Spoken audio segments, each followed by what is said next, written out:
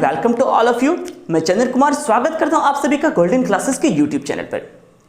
उम्मीद करते हैं मित्रों आप लोग घर पर रहकर पढ़ाई को अच्छे ढंग से कर रहे होंगे, क्योंकि आपका सिलेबस सिलसिलेवार ढंग से कंप्लीट किया जा रहा है। जैसे कि हमने केमिस्ट्री प्रारंभ किया था और केमिस्ट्री में इसके पहले आपको 2 क्लास हो चुका है, जिसमें पहले क्लास में हमने केमिस्ट्री के सिलेबस के बारे में जानकारियां दी थी और सेकेंड क्लास में हमारा चैप्टर प्रारंभ हुआ था। फर्स्ट चैप्टर में हमने पढ़ा था रासायन विज्ञान का परिचय और आज हमारा चैप्टर सेकेंड स्टार्ट हो रहा है, जिसका नाम है मैटर, यानी कौन सा, पदार्थ। तो जो भी छात्र इस चैनल पर नए होंगे वे कृपया चैनल को सब्सक्राइब करके बेल आइकन को जरूर दबा लीजिएगा, साथ ही साथ इस वीडियो को अपने दोस्तों में भी शेयर करेंगे। तो चलिए समय न गवाते हुए वीडियो प्रारंभ करते हैं।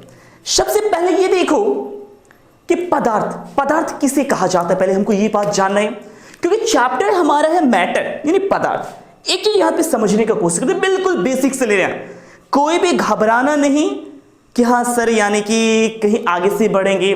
बिल्कुल जो जीरो लेवल होता है, मैं जीरो से स्टार्ट करके जा रहा हूं और धीरे धीरे स्टेप वाइज आपको हायर लेवल तक की न्यूमेरिकल तक को करवाऊंगा। तो इसमें किसी को ये नहीं सोचना है कि मेरा केमिस्ट्री बहुत कमजोर है, मेरे को समझ में नहीं आएगा। आप सिर्फ क्लास कंटिन्यू ढंग से करते रहें और फटाफट अपने दोस्तों वगैरह में भी शेयर कर देंगे, ताकि ज्यादा से ज्यादा छात्र जुड़ पाएंगे। और बिना बातचीत किए हम लोग क्लास अब प्रारंभ करते हैं। चलिए सबसे पहली बात यहां पर समझो, ब्रह्मांड क्या है। ब्रह्मांड एक छोटे से एटम से लेकर के अनंत निकाय वाले पिंडों का सम्मिलित रूप है। इस ब्रह्मांड में एटम भी हैं, मॉलिक्यूल भी हैं, टेबल कुर्सी हम इंसान भी हैं, पृथ्वी भी है, सूर्य चांद तारे इत्यादि भी है। इसलिए मैंने आपको बोला ब्रह्मांड में छोटे से एटम से लेकर के अनंत निकाय वाले पिंडे सम्मिलित हैं। अब सवाल उठता है ब्रह्मांड में जो चीजें पाई जाती है उन्हें हम कितने ढंग से वर्गीकृत कर सकते हैं। तो ब्रह्मांड में जो चीजें पाई जाती है उन्हें हम मुख्य रूप से 2 ढंग से वर्गीकृत कर सकते हैं। पहला समझो, पहला हमारा होता है पदार्थ और दूसरा हमारा होता है ऊर्जा यानी एनर्जी। और हमारा आज का चैप्टर भी कौन सा था, पदार्थ यानी मैटर। अब यहां पे समझिए क्या ब्रह्मांड में, तो हमने समझा ब्रह्मांड में सभी के सभी जो भी चीजें हैं सभी के सभी कहां पे पाया जाएगा भाई, ब्रह्मांड में। इस ब्रह्मांड में मुख्य रूप से 2 तरह की चीजें पाई जाती है, पहला है पदार्थ और दूसरा है ऊर्जा। सवाल उठता है सर पदार्थ क्या है और ऊर्जा क्या है।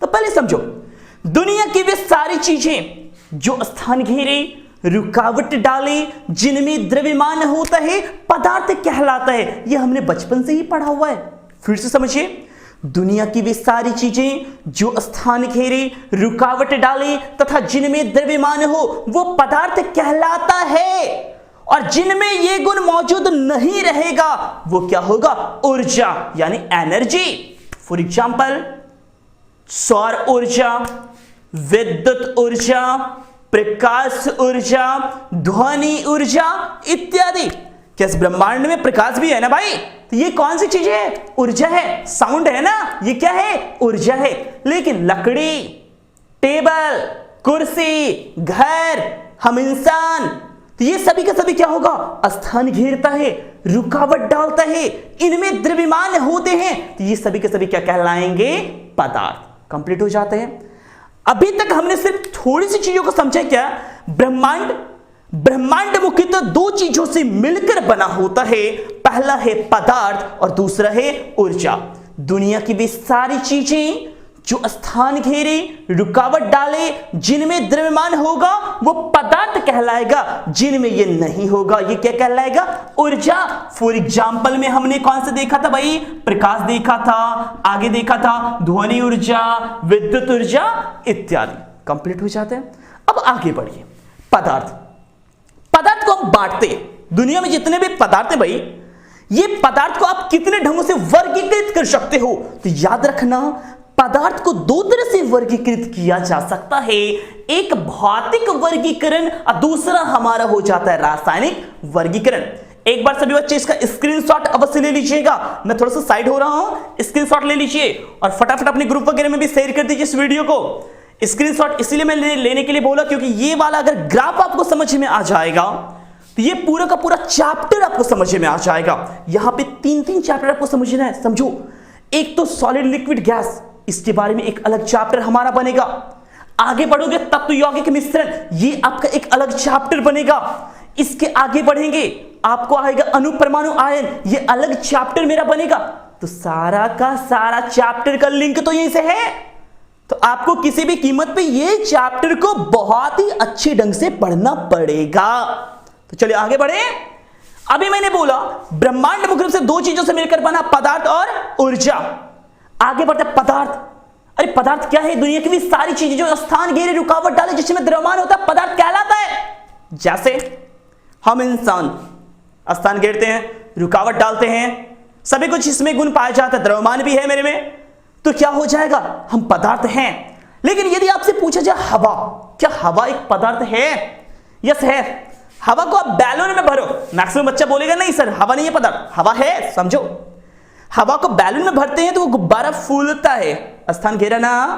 गुब्बारा में हवा भर के आप तराजू पे तौलोगे, वजन भी देता है, तो द्रव्यमान हुआ ना। आंधी चलती है तो मेरे को वो रुकावट भी डालते हैं, तो रुकावट डाला ना, ये पदार्थ है। लेकिन प्रकाश नहीं है, ध्वनि ऊर्जा नहीं, ये सभी के सभी क्या होगा? ऊर्जा।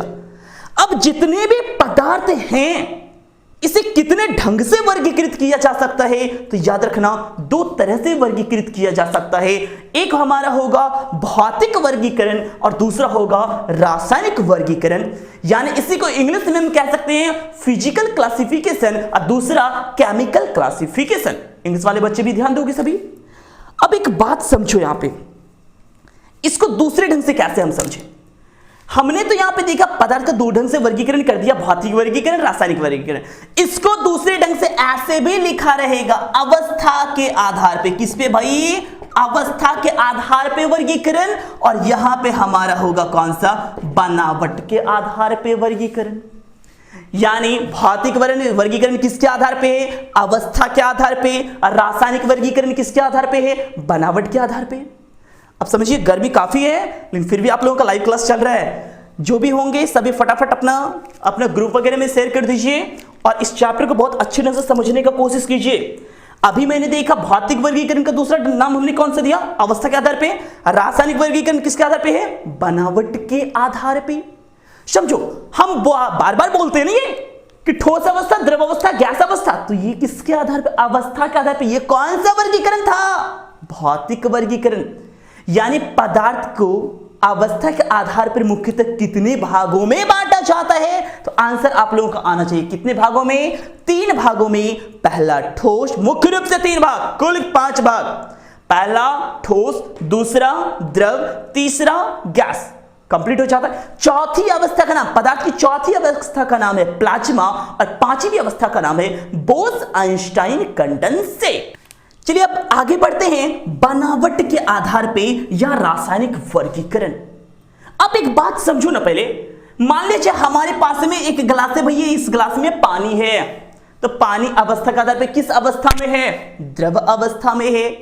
यदि मैंने बोला बनावट के आधार पे, तो भाई बनावट का मतलब ये पानी का जो निर्माण हुआ है कौन कौन से एटम से हुआ है? तो आप फॉर्मूला फटाक से बोल देते सर जी इसका फॉर्मूला है H2O, यानी हाइड्रोजन और ऑक्सीजन। तो ये हाइड्रोजन और ऑक्सीजन से मिलकर बना होगा ना, तो वही होता है बनावट के आधार पे या रासायनिक वर्गीकरण। और इसका रासायनिक नाम हमने यहाँ पे रासायनिक फॉर्मूला लिखा, और रासायनिक नाम कैसे लिखेंगे अगले वीडियो में हम लोग जरूर देखेंगे। अब रासायनिक वर्गीकरण के आधार पे यदि हम चलें, यानी बनावट के आधार पे देखें, तो बनावट के आधार पे पदार्थों को 3 तरह से वर्गीकृत किया जाता है। पहला नंबर हमारा होता है तत्व, नंबर दूसरा यौगिक और नंबर तीसरा मिश्रण। इसको एक एक करके पहले समझो आप। तत्व, जैसे एग्जाम्पल मैं लिख रहा हूं यहां पे हाइड्रोजन है, ऑक्सीजन है, नाइट्रोजन है, कैल्शियम है, ये सभी के सभी क्या है? तत्व है। तत्व का परिभाषा 1 मिनट के लिए देख लो, इसका विस्तृत जानकारी आगे देखेंगे, लेकिन सिंपल सा भी पहले देख लीजिए क्या है तत्व। क्या है? वे पदार्थ जिनका निर्माण एक ही प्रकार के परमाणुओं के मिलने से होता है, यह कहलाता है तत्व। क्यों हमने क्या बोला? वे पदार्थ, तत्व रहे कि यौगिक रहे कि मिश्रण रहे, सभी किसका पार्ट है भाई? ये पदार्थ का पार्ट है। तो मैं कह सकता हूं हाइड्रोजन, ऑक्सीजन, नाइट्रोजन वगैरह क्या पदार्थ है। लेकिन कैसा पदार्थ है? ऐसा पदार्थ जिसका निर्माण केवल एक ही जैसे कणों के मिलने से होता है। यदि मैंने हाइड्रोजन का चर्चा किया, उस हाइड्रोजन में जितने भी पार्टिकल होंगे वो हाइड्रोजन का ही होगा। यदि मैंने कैल्शियम की चर्चा किया तो उसमें जितने भी पार्टिकल होंगे सभी का सभी क्या किसका होगा? कैल्शियम का। यदि मैंने बोला नहीं भैया मेरे पास में इतना बड़ा टुकड़ा है लोहे का, तो इसमें जितने भी छोटे छोटे कण होंगे ये किसका होगा? लोहा का ही होगा।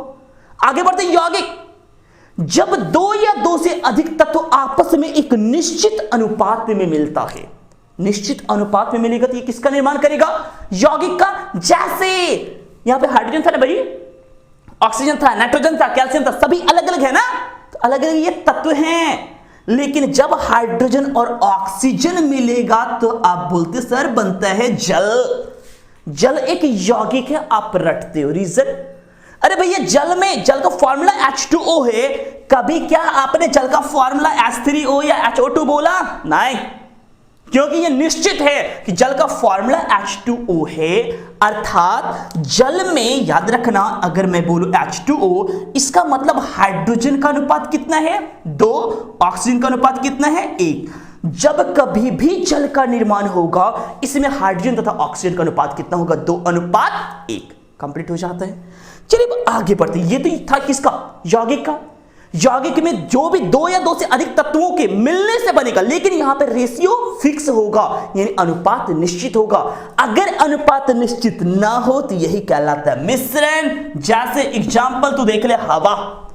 हवा में ऑक्सीजन है ना, नाइट्रोजन है ना, कार्बन डाइऑक्साइड है ना, कार्बन मोनोऑक्साइड है ना, तो जब ये सभी के सभी गैसें हैं यहां पे, क्या निश्चित अनुपात में है? इसका कोई फॉर्मूला हो रहा है? नहीं। तो ये कौन सी चीज हमारा कहलाएगा? मिश्रण। फिर से एक बार रिपीट कर लो। तत्व वैसे पदार्थ थे जिसका निर्माण एक जैसे कणों से होता है, जैसे हाइड्रोजन, ऑक्सीजन, नाइट्रोजन, कैल्शियम वगैरह। लेकिन यही दो या दो से अधिक तत्व जब आपस में मिलेगा और निश्चित अनुपात में, जिसका एक निश्चित फॉर्मूला होगा, वो कहलाएगा यौगिक। ये नहीं रटना खाली जल है एक यौगिक होता है। जल है, कार्बन डाइऑक्साइड है, CaCO3, कैल्शियम ऑक्साइड है, कैल्शियम ऑक्साइड हो जाए, संगमरमर हो जाए, जिप्सम हो जाए, जिसका भी फॉर्मूला हो रहा है, तो सभी के सभी आपको कौन सा है भाई? वो सभी का सभी क्या कहलाएगा? यौगिक। और मिश्रण, जब दो या दो से अधिक तत्व किसी भी अनुपात में मिलते तो यहां पर निर्माण किस चीज का होगा? मिश्रण का। तो शायद यहां तक में किसी को परेशानी नहीं है। अब हम लोग इन तीनों को वर्गीकृत करने का प्रयास करते हैं, यानी तत्व को कितने भागों में आप वर्गीकृत कर सकते हैं, यौगिक को कितने भागों में वर्गीकृत कर सकते हैं, मिश्रण को कितने भागों में वर्गीकृत कर सकते हैं। तो यहां पे गौर से देखा, तत्व को मुख्यतः हम 3 भागों में वर्गीकृत कर सकते हैं। पहला है धातु, दूसरा है अधातु, अगला है उपधातु। ये क्या क्या होंगे? किन्हें आप धातु कहोगे, किन्हें आप उपधातु कहोगे, किन्हें आप अधातु कहोगे, इसकी संख्या कितनी कितनी होगी, इसके बारे में भी विस्तृत जानकारी दी जाएंगे। लेकिन अभी सिंपल से ले लो। तत्व, प्राचीन काल में तत्वों की संख्या थी 8। फटाफट मेरे साथ रट्टा मारते जाना। प्राचीन काल में तत्वों की संख्या कितनी थी? 8। डॉबरेनर के समय में लगभग तत्वों की संख्या थी कितनी? 31 के अप्रॉक्स में। एक वैज्ञानिक है न्यूलैंड के समय में तत्वों की संख्या कितनी थी? 56। आ गया मेंडली के समय में तत्वों की संख्या लगभग कितनी? याद रख लेना 63। और आधुनिक आवर्त सारणी जो इसमें कितने एलिमेंट को रखा गया है? लगभग अभी हमें जानकारी 118 एलिमेंट का। अब एक सवाल उठता है, ये तत्व की संख्या भैया कितने हो गया? 118। इन 118 तत्वों को कितने ढंग से आप बांट सकते हो? तो 3 तरह से बांट सकते हैं। एक होगा धातु, दूसरा होगा अधातु, अगला होगा कौन सा? उपधातु। पहला है धातु, यहां पे है अधातु, और कुछ ऐसे तत्व होंगे जिसका गुण धातु से भी मैच करेगा, अधातु से भी मैच करेगा, तो वो कहलाएगा उपधातु। कंप्लीट हो जाता है। अब चलिए आगे बढ़ते हैं। ये कौन कौन से एलिमेंट आएंगे अगले वीडियो में आप लोग देखोगे। अब देखते हैं यौगिक। अभी तो हमने बताया जब दो या दो से अधिक तत्व आपस में एक निश्चित अनुपात में मिलते हैं तो यौगिक का निर्माण करता है। लेकिन जब यौगिक का निर्माण होगा, ये यौगिक कितने ढंग से बटेंगे? तो यौगिक को आप मुख्यतः 2 तरह से बांट सकते हो। पहला नंबर होता है कार्बन कार्बनिक यौगिक और दूसरा नंबर होता है अकार्बनिक यौगिक। वे यौगिक जिनमें कार्बन उपस्थित नहीं होंगे, इसके बारे में जहां पे अध्ययन करेंगे वो कहलाएगा कौन सा? अकार्बनिक। जिसमें कार्बन उपस्थित होंगे अर्थात कार्बन से बनने वाले कंपाउंड्स का जहां पे आप अध्ययन करोगे वो होगा कौन सा? कार्बनिक यौगिक। इसी को हम कहते हैं ऑर्गेनिक कंपाउंड। कंप्लीट। आगे बढ़ोगे मिश्रण। मिश्रण किसे कहते हैं? अभी मैंने देखा जब दो या दो से अधिक तत्व किसी भी अनुपात में मिलते हैं तो कहलाता है मिश्रण। ये कितने तरह के होंगे? दो तरह के होंगे। कौन कौन सा? सामांगी मिश्रण और कौन सा? विषामांगी मिश्रण। होमोजेनियस और हेटेरोजेनियस के बारे में आपने पढ़ा होगा। अब यहां पे समझना सामांगी मिश्रण किसे कहते हैं? ऐसा मिश्रण जिसके हर पार्ट में अवयवी कणों की संख्या लगभग समान हो, यह सामांगी मिश्रण कहलाता है। और जिसमें समान ना हो वो विषामांगी मिश्रण कहलाता है। जैसे एक सिंपल सी बात समझना, चीनी पानी का घोल ले लो, यानी शरबत ले लेते हैं। शरबत को आप किस समांगी मिश्रण में रखोगे या विषामांगी मिश्रण में? तो शरबत में मिठास तो भाई हर जगह पे एक समान होता है, ऐसा थोड़ी होता है ऊपर में ज्यादा मिठास है नीचे में कम मिठास है, नहीं। तो ये कौन सा मिश्रण होगा? सामांगी। लेकिन कीचड़ युक्त जल, कीचड़ युक्त जल, अगर कीचड़ युक्त जल के बारे में मैंने चर्चा किया, कीचड़ नीचे रहता है पानी ऊपर उठ जाता है, तो ये कौन सा होगा? अलग अलग हो गया ना, विषामांगी मिश्रण। बारूद विषामांगी है, कुहासा विषामांगी है। ये तीन चार एग्जांपल याद रखना, बारूद, कुहासा, बादल और कीचड़ युक्त जल। इसके बारे में ध्यान रखिएगा, एग्जामिनेशन में आपको पूछा जाता है। ये सभी के सभी क्या है? विषामांगी मिश्रण। तो अभी तक में हमने जो देखा ये पार्ट था हमारा ब्रह्मांड को हमने यहां पे दो पार्ट में बांटा था। पदार्थ है, ब्रह्मांड में मुख्य रूप से दो ही चीजें, पदार्थ और ऊर्जा। सारांश ले रहे हैं। पदार्थ को कितने ढंग से वर्गीकृत किया? दो ढंग से वर्गीकृत किया। कैसे कैसे? अवस्था के आधार पे और बनावट। अवस्था के आधार पे मुख्य रूप से कितनी अवस्थाएं? तीन अवस्थाएं। कौन कौन? सॉलिड, लिक्विड और कौन सा? गैस। कुल कितनी अवस्थाएं? 5। चौथी का नाम प्लाज्मा, पांचवा का नाम बोस-आइंस्टाइन कंडेंसेट। कंप्लीट। चलिए आगे बढ़ते हैं। रासायनिक वर्गीकरण या बनावट के आधार पे कितने पार्ट? तो याद रखोगे कितने पार्ट हैं? यहां पर भी 3। तत्व, यौगिक और मिश्रण। एक ही जैसे कणों के मिलने से किसी पदार्थ का निर्माण होगा, तत्व। अब भिन्न भिन्न प्रकार के कण यदि मिलेंगे तो दो चीज बनेगा, या तो यौगिक या फिर मिश्रण। अनुपात निश्चित होगा तो यौगिक बनेगा, अनुपात अनिश्चित होगा तो मिश्रण बनेगा। जैसे जल में अनुपात निश्चित था हाइड्रोजन ऑक्सीजन का, तो ये यौगिक बना। हवा में भी तो भाई हाइड्रोजन है, ऑक्सीजन है, नाइट्रोजन है, लेकिन अनुपात निश्चित नहीं है, तो इसलिए क्या बना? मिश्रण बना। तत्व को कितने भागों में बांटा? 3 भागों में, धातु, धातु और उपधातु। यौगिक को दो ढंग से, कार्बनिक यौगिक और अकार्बनिक यौगिक। इसके बारे में अलग अलग चैप्टर ही हम लोगों का बन जाए। ऑर्गेनिक केमिस्ट्री हम लोगों को पढ़ना है। इसके बाद अगला चैप्टर पदार्थ जैसे खत्म होगा, हम लोगों का तत्व, यौगिक, मिश्रण के बारे में पढ़ना है। आगे बढ़ोगे धातु अधातु अलग चैप्टर बनेगा, कार्बनिक यौगिक अकार्बनिक यौगिक अलग चैप्टर बनेगा, मिश्रण आपका अलग चैप्टर बनेगा। तो समझ में आया? अलग अलग चैप्टर में इसके बारे में मेरे को जानकारियां लेनी है। लेकिन अभी अब आगे बढ़ते हैं कौन सा? सॉलिड, लिक्विड और गैस को लेकर के। ये हमारा मैटर चैप्टर में मैं इसको खत्म कर देता हूं, ठोस, द्रव और गैस के बारे में। और अगले क्लास में हम लोग आगे बढ़ेंगे तत्व, यौगिक और मिश्रण। यहां से बहुत ज्यादा सवाल आपके एग्जामिनेशन में रहता है। यहीं से सवाल आपको पूछेगा इंटरमोलिकुलर फोर्स क्या होता है, इसके बारे में। संपीड्यता क्या होता है, घनत्व कितना होगा, आकार कैसा होगा, आयतन कैसा होगा। सॉलिड को जब आप गर्म करते हैं लिक्विड स्टेट में बदलेगा, तो इस प्रोसेस को क्या कहते हैं, और ये प्रोसेस कितने डिग्री, मतलब कौन से टेंपरेचर पे होगा, इस घटना को क्या कहोगे, ये सारा का सारा चीज आपसे पूछा जाएगा। तो चलिए अब हम लोग आगे बढ़ते हैं। गर्मी काफी है दोस्तों, फिर भी आप लोगों का क्लास कंटिन्यू ढंग से चल रहा है। अब गर्मी इसलिए, अब बोलोगे सर फैन क्यों नहीं लगाते हैं? फैन प्रॉब्लम ऐसा है कि यदि मैं यहाँ पे फैन का यूज करूँ तो आपको साउंड क्लियर नहीं जा पाएगा। इसी की वजह से फैन वगैरह बंद करके पूरे रूम को पैक करके क्लास लेना पड़ता है। तो चलिए अब आगे बढ़ते हैं।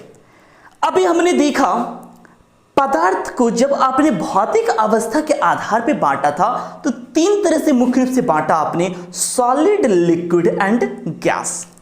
यदि सॉलिड, लिक्विड और गैस के बारे में, उसके प्रॉपर्टीज के बारे में हमें विस्तृत जानकारियां हो जाती है तो यहां से आपको एक आध सवाल आने का संभावना बना रहता है। और याद रखना सॉलिड के बारे में आपको विस्तृत जानकारियां होना इसलिए भी अनिवार्य है क्योंकि जब आप 12th इन करेंगे तो 12th का पहला चैप्टर आपको मिलेगा सॉलिड स्टेट, तो वहां पे तो इसके बारे में जानना ही है। तो यहां पे अभी सॉलिड, लिक्विड और गैस के गुणों को मैं तुलना करके एक साथ बता देता हूं, जहां से कई सारे सवाल आपको निकल करके आगे आएंगे। तो चलिए स्टार्ट करते हैं। पहले देखो सॉलिड, लिक्विड, गैस, एक ग्राफ मैंने बना लिया और यहां पे मैंने लिखा गुण। तो सबसे पहली बात, गुण नंबर पहला हम देखते हैं आकार। कौन सा भैया? आकार। ठोस पदार्थ है, मेरे हाथ में ये मार्कर है, ये क्या है? सॉलिड है। इसका आकार निश्चित है या अनिश्चित है? मैंने यहां पे रखा, आकार ऐसा दिखाई दे रहा है, हाथ पे रख दिया, आकार ऐसा ही है, चेंज नहीं हुआ। इसको किसी भी जगह पे लेके जाओगे आकार ऐसा ही रहेगा। तो मैं लिख सकता हूं इसका आकार क्या होता है भैया? निश्चित, कंप्लीट। लेकिन द्रव के बारे में, आपके पास एक गिलास पानी है, गिलास में रखे हो, गिलास का आकार धारण करेगा। बोतल में रखा, बोतल का आकार धारण करेगा। अगर उसी को किसी बाल्टी वगैरह में रखोगे, उसका आकार धारण करेगा। इसका मतलब है लिक्विड का आकार निश्चित नहीं है। तो मैं यहां पे लिखता हूं, ये क्या हो जाता है भैया? अनिश्चित, कंप्लीट। आगे देखते हैं गैस। आपका अगर छोटा सिलेंडर है, उसमें आकार वो उसका लेगा, जहां पे भी आप रखोगे उसका आकार धारण करेगा। यहां पर भी आकार क्या हो जाता है? अनिश्चित। मैं शॉर्ट में लिख देता हूं सीधा, अनिश्चित, कंप्लीट। आगे बढ़िए। पहला नंबर लिया था आकार, नंबर दूसरा लेते हैं आयतन। क्या मैंने बोला? आयतन। पहले में है शेप, यानी आकार, शेप से इंग्लिश शेप देखोगे। आयतन यानी वॉल्यूम, ये स्थान कितना लेगा।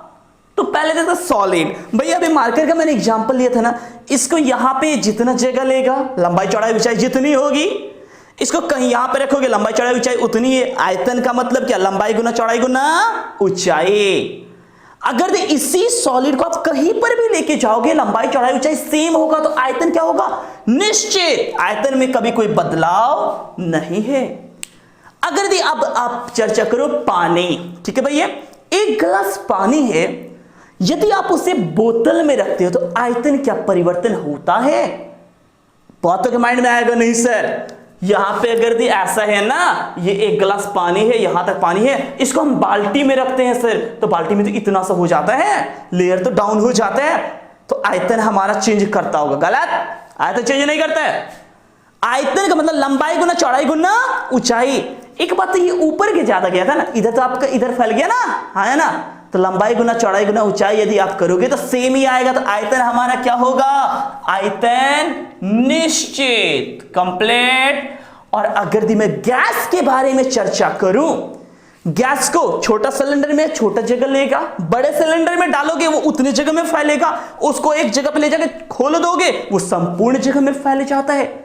तो यानी गैस का ना तो आकार निश्चित है और ना ही आयतन निश्चित है, दोनों का दोनों क्या हो गया? अनिश्चित। तो ये चीजें तो हमने बचपन से ही पढ़ा हुआ है, यहां पे कोई समस्या होने वाला नहीं है। अब बढ़ते हैं आगे। नंबर तीसरा में लेते हैं अंतरान्विक आकर्षण बल। अंतरान्विक आकर्षण बल, गौर करना, इंटरमोलिकुलर फोर्स। मैं बोल भी रहा हूं, अगर बोर्ड पे लिखने में कोई परेशानी होगी तो मैं जो लैंग्वेज बोल रहा हूं इसको आप कॉपी में नोट अवश्य कर लेंगे। आपके पास में एक कॉपी होना बहुत ही अनिवार्य है, क्योंकि जब आप एग्जामिनेशन में जाओगे उस समय आपको कॉपी की आवश्यकता पड़ेगी। तो अभी का लेक्चर क्लास देखते हुए आप अपना कॉपी भी अभी से तैयार कर लेंगे, ध्यान रखिएगा। चलिए अब आगे बढ़ते हैं। यहां पे मैंने क्या बोला? अंतरान्विक आकर्षण बल, इंटरमोलिकुलर फोर्स। एक बात समझो, दुनिया में जितने भी पदार्थ हैं इसका निर्माण छोटे छोटे कणों के मिलने से होता है, और इन्हीं कणों को आप कहेंगे या तो अणु या फिर परमाणु। ठीक है भाई, तो अगर किसी पदार्थ का निर्माण अणुओं के मिलने से हुआ है तो उस अणु के बीच में जो फोर्स काम करेगा वो अणु एक दूसरे से जिस बल से बंधा होगा, यही बल को कहा जाता है इंटरमोलिकुलर फोर्स, यानी अंतरान्विक आकर्षण बल। सवाल उठता है सॉलिड में कितना होगा, लिक्विड में कितना होगा, गैस में कितना होगा? ये ठोस है, सॉलिड में याद रखना इंटरमोलिकुलर फोर्स बहुत ज्यादा होता है, यानी अंतरान्विक आकर्षण बल काफी मजबूत होता है। ये अगर पदार्थ, इसको आप छोटे छोटे भुस्सी में उड़ा दो, लेकिन यहां पर ये सभी का सभी चिपका हुआ है, एक कण दूसरे कण से बंधा हुआ है। किस बल से? बहुत ही मजबूत बल से बंधा हुआ है, तभी तो ये एक दूसरे कण एक दूसरे से हट नहीं रहा है। तो यहां पे याद रखना अंतराण्विक आकर्षण बल क्या होगा? सबसे अधिक, सबसे अधिक, अधिक। कंप्लीट। लेकिन लिक्विड सॉलिड को आपने यहां पे रखा कि ये बहेगा नहीं, जिस जगह पे उसी जगह पे रहेगा। एक कण को यदि यहां पे मैं खींचूंगा पूरा पूरा ये मेरा सॉलिड ही यहां से खींचाएगा, एक कण को आप नहीं खींच पा रहे। क्यों? क्योंकि अंतराण्विक आकर्षण बल काफी ही मजबूत था। लेकिन लिक्विड में आकर्षण बल ठोस की तुलना में कम होता है, जबकि गैसों से अधिक होता है। तो मैं यहां पर लिख सकता हूं ठोस से कम तथा गैस से अधिक। कंप्लीट। और गैस में अंतराण्विक आकर्षण बल क्या हो जाएगा? सबसे कम। इसी के कारण से तो आकर्षण बल नहीं है, इसीलिए गैस के कण संपूर्ण प्राप्त स्थानों में फैल जाते हैं। जिस भी डायरेक्शन में गमन करने के लिए उसको स्पेस मिलेगा, उस डायरेक्शन में वो गमन कर सकते हैं। क्यों? क्योंकि आकर्षण बल ही यहां पे नहीं है, नगण्य के बराबर है। अब आगे बढ़ते हैं। घनत्व, नेक्स्ट कौन सा चीज हमको देखना? अंतराण्विक आकर्षण बल के बाद कौन सा देखना है? पहले यहां पे चौथा नंबर में देख लो, अंतराण्विक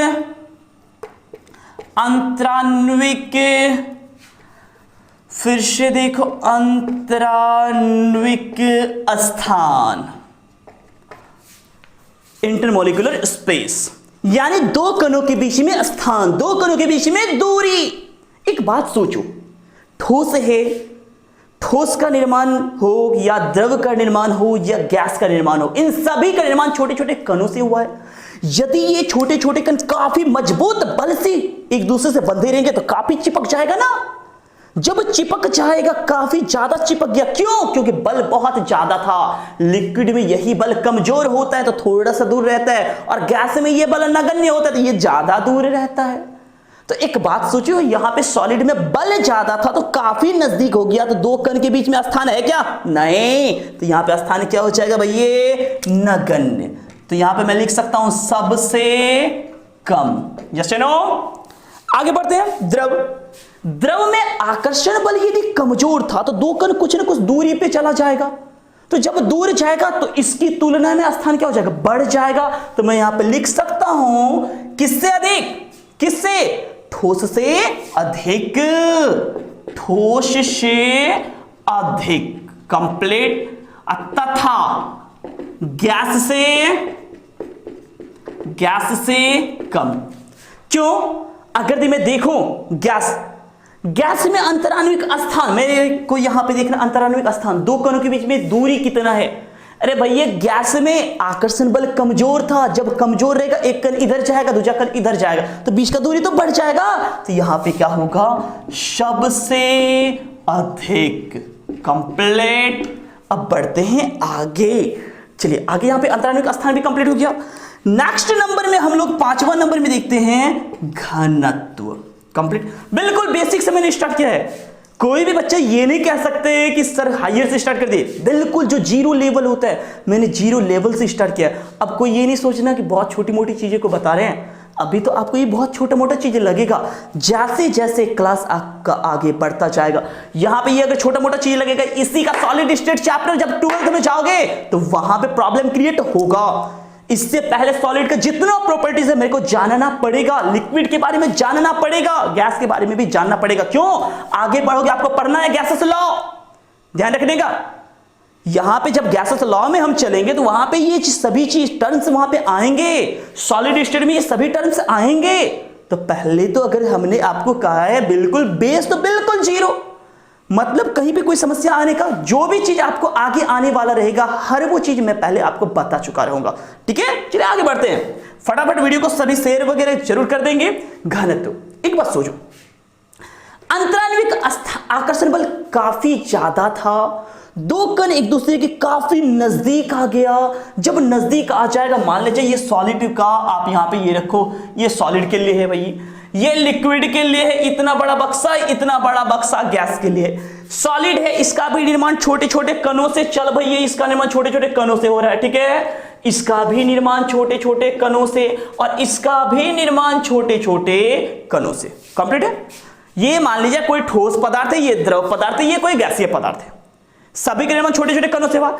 आकर्षण बल यहां काफी मजबूत था तो कण आपस में काफी चिपक गया। जब चिपक गया, क्यों चिपका था? अंतराण्विक आकर्षण बल सबसे अधिक था, चिपक गया। जब चिपक गया तो घना क्या हो गया? बढ़ गया। तो घनत्व क्या होगा? सबसे, मैं यहां पे घनत्व में लिख सकता हूं सबसे अधिक। कंप्लीट।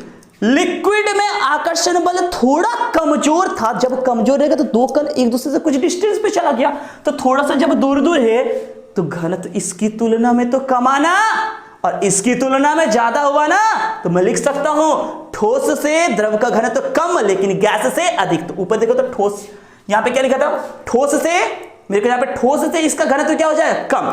तो यहां पे सीधा लिख लेते ठोस से कम तथा किससे? गैस से अधिक। गैस से अधिक। लेकिन यदि मैं गैस के बारे में देखो, गैस का घनत्व क्या होता है? यहां पे घनत्व है ना, गैस का घनत्व। अरे भाई आकर्षण बल बहुत कमजोर है, जब बहुत कमजोर है तो सभी कण जिधर मन तिधर जा रहा है, बहुत ज्यादा डिस्टेंस हो जाएगा। तो घनत्व यहां पे क्या लिखो? घनत्व सबसे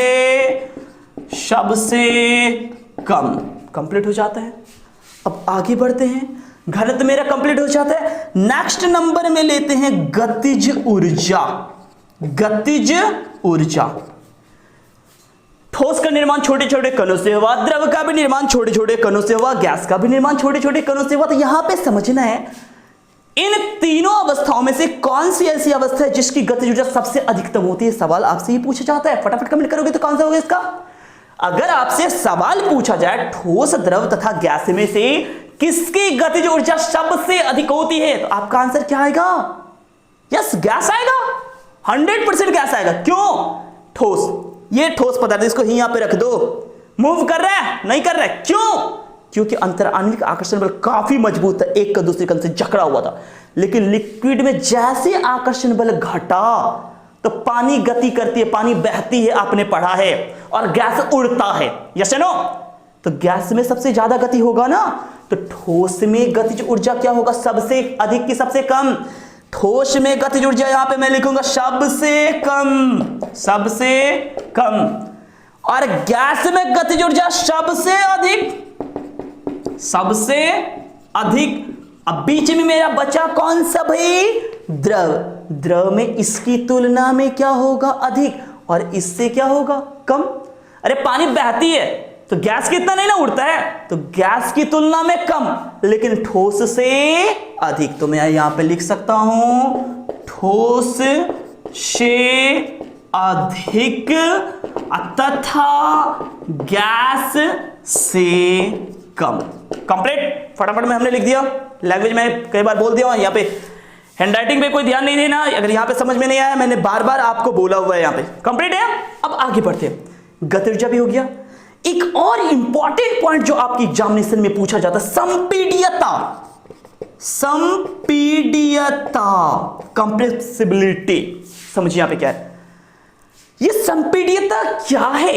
ये हमारा पहले 5 नंबर, यहां पे 6ठा नंबर था, ये हमारा हो जाएगा 7वां नंबर।